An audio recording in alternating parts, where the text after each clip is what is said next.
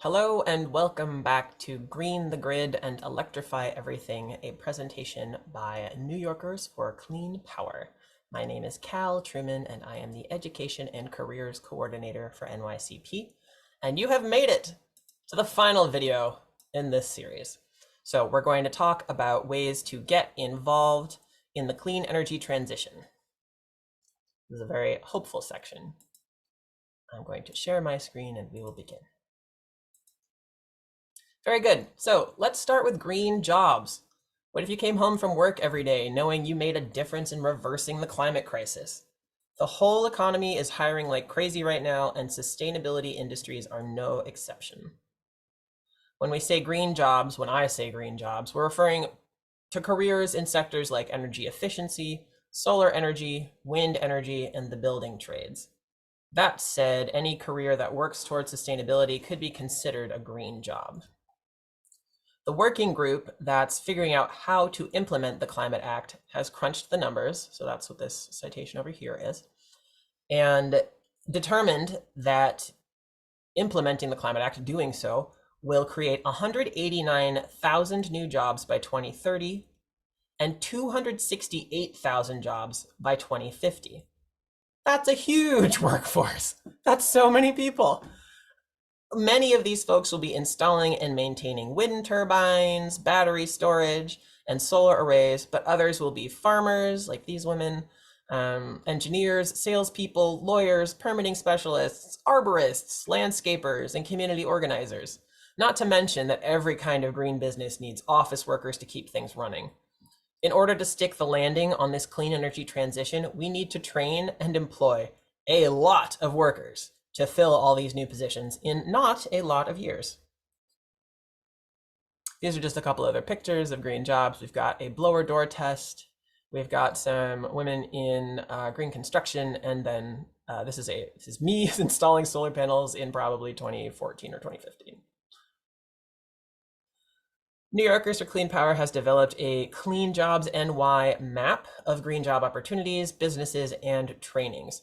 We're currently, at the time of recording, we are switching to a new platform for the map, and we're getting a GIS mapping intern to help us do that transition. So we are currently under construction. But in general, this link brings you to a map that will have up-to-date postings of internships, training opportunities, and openings for green jobs. So that's been a really valuable and heavily trafficked page on our website up till now, and we're hoping that switching to a more user-friendly platform will improve it in the future.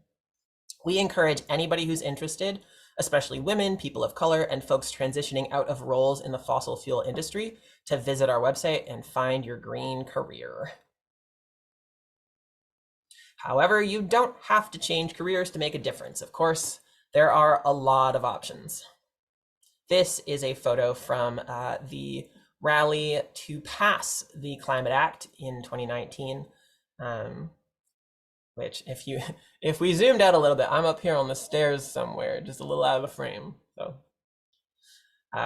one way to get involved is to join our mailing list. We do a lot of online teach-ins, not quite monthly, but pretty frequently, and we also promote other people's educational programming.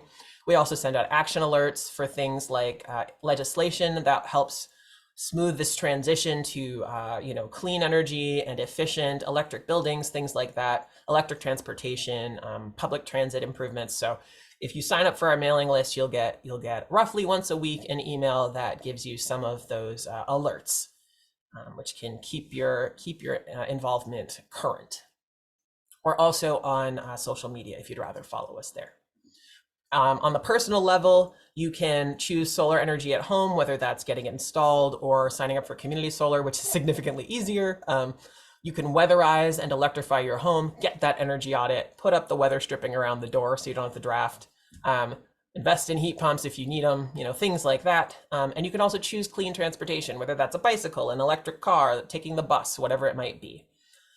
Community action, if you want to work on a slightly zoomed out level, you can educate your friends and neighbors, invite them to some of these educational opportunities. You can try and get your school, your business, or your place of worship switched over to renewable energy, or go through some of the electrification and weatherizing steps on that slightly larger level. A lot of schools are really interested in this stuff, but just don't have anybody there to spearhead it.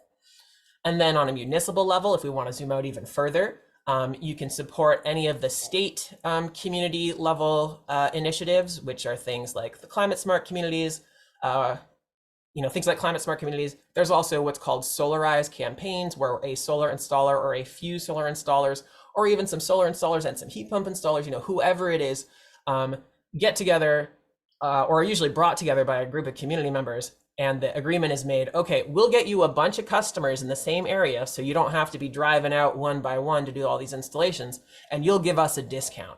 And then everybody in that community who's interested can sign up, they can get a consultation, they can get a quote, and if they want to move forward, they get that work done at a deal. So those are solarized campaigns. There are similar campaigns for other kinds of technology. Community choice aggregation is a way of opting an entire municipality into clean energy that's bought in bulk so that it's cheaper. So most folks save a significant amount of money on their electric bill and are automatically getting clean energy. It's possible to opt out. You have to give people an option to opt out, but the majority of people will choose to stay on that less expensive and cleaner energy. So that's a great way to save energy on a municipal level. And local renewable projects, as we talked about in the electricity section, helping to support the siting and the communication around clean energy installations in your community is really, really valuable. Being proactive is really, really valuable. And then on the state level, vote climate. It's not the only thing to do, but it certainly helps. We got to do that. We don't only do that, but we got to do that. Necessary, but not sufficient. Lobby your representatives. Gently annoy the people that you vote for so that they're making good decisions around climate. Don't let them off the hook once they get in office. And then advocating for change at the state level, whether that's, coming to days of action at the Capitol, or whether that's, any of those kinds of initiatives that are pushing for that state level change. It could be sending emails, making phone calls. It could be showing up in person. So it could be coming to a rally like the one back here. All of these are important. Every level does different kinds of work, and they all encourage your neighbors or other municipalities, etc., to make these changes when they see that it's beneficial. I talked a long time about that, sorry. There is an app that I have found useful. It was developed by some folks from the Climate Reality Project, which is Al Gore's climate education nonprofit. It's not affiliated with that group, but that's how I knew those folks. The app is called Climate Action Now.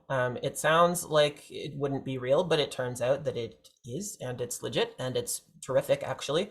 It's available in the Android or iOS App Store, and you put in where you are, and it helps you send messages to your legislators, whether that's municipal, whether that's at the state level. It could be your members of Congress. Sometimes it's the president. You can also contact, CEOs of major companies, banks, supermarkets, car manufacturers to say, hey, please take this action. Hey, I'd like to see this change. There's also educational things. It's like, hey, check out this video. You'll learn something about, let's say, the Kigali Amendment to the Montreal Protocol, something wonky that you would not necessarily have heard about before, but that then enriches your understanding of climate. There's all sorts of stuff on there. It's a free app, and the estimation is that folks take 30 times more actions as far as like making phone calls or writing letters to their representatives than they would without the app. It simplifies it, and especially I think if you're maybe like 30 or under and you're really, really facile with a cell phone, this to me is much easier than saying, like, okay, I need to call my representative. Opening the app, they've got it for me. I tap the button. So this is a tool that I like and recommend. And if you got questions about it, let me know. The actions are sourced from all sorts of climate nonprofits, including sometimes New Yorkers for Clean Power.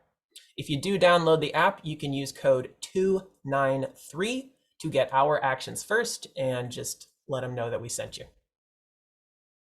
Finally, I mentioned this specifically in the buildings section, but it's true for any aspect of making some of these clean energy changes.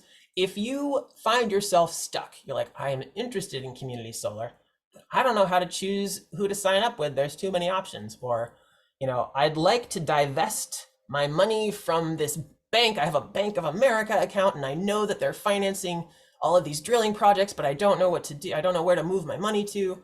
Or if your question is, I live in an apartment, I can't just change the heat, and I don't know how to have the conversation with my landlord about switching this gas stove out for an electric induction stove.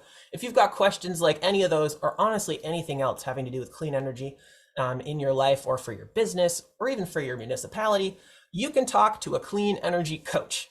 New Yorkers for Clean Power employs a few of these coaches.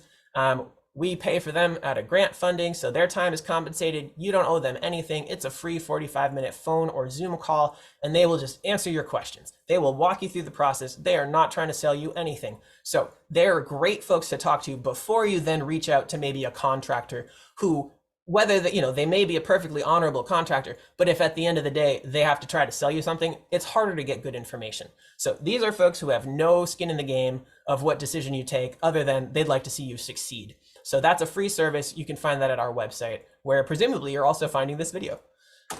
So that's it. That's what I got. You've been paying attention for a long time if you made it through all of these videos. I've gone into a little more detail than I ordinarily would in a public presentation, just because I know you can start and stop whenever you like. So I appreciate your time and attention. If you'd like to follow us on social media, you can go to @NY for Clean Power on any of the major platforms, and our address, our web address is ny4cleanpower.org.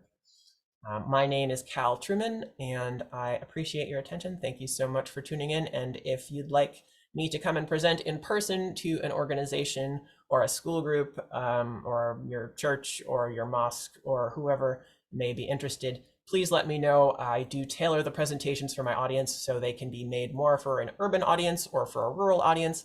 They can be for grade schoolers up through college students. It could be for a faith community if you want to talk more about, dominion theology versus shepherding the natural community. So please do get in touch if any of that is of interest, and I will be so delighted to come and talk to anyone who'd like to hear this information. Thank you very much for all of the work you're doing in the world to help us get out of this climate trap and into a clean energy future. Thank you very much.